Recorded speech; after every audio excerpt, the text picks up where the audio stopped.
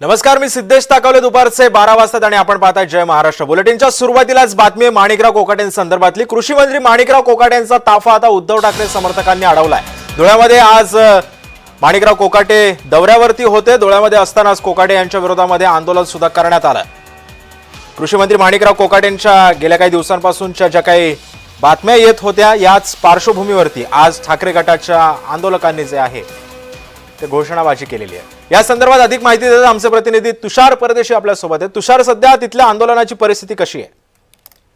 नक्कीच सिद्धेश, या ठिकाणी काल रात्रीपासून माणिकराव कोकाटे हे आलेले आहेत आणि वेळोवेळी त्यांचं आलं जे निवासस्थान आहे हे आंदोलन करण्यात ह्या धाकाने देखील पोलिसांनी या ठिकाणी चेंज करण्यात आले. सकाळपासून या ठिकाणी उद्धव बाळासाहेब ठाकरे गटाचे असे त्याचे जे निवासस्थान या ठिकाणी मुंबई आग्रा महामार्ग टॉपलाईन हॉटेल होती त्या ठिकाणी मोठ्या प्रमाणात आंदोलन देखील या ठिकाणी राष्ट्रवादी असो किंवा शिवसेना असो या ठिकाणी आंदोलन करण्यात. परंतु एकंदरीत आता कार्यक्रमस्थळी जात असताना शिंदखेडा तालुक्यातील बाबळे फाट्यावरती या ठिकाणी शिवसेनेचे उपजिल्हा प्रमुख शहाणाभाऊ सोनवणे यांनी त्यांचा ताफा अडवण्याचा प्रयत्न केलेला आहे.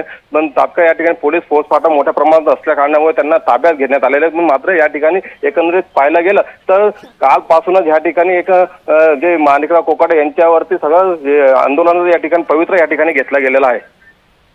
धन्यवाद तुम्ही दिलेल्या अधिक माहितीबद्दल. त्यामुळे आपण पाहतोय की कशा पद्धतीनं माणिकराव कोकाटेंच्या ताफ्यासमोर ठाकरे गटानं घोषणाबाजी केली.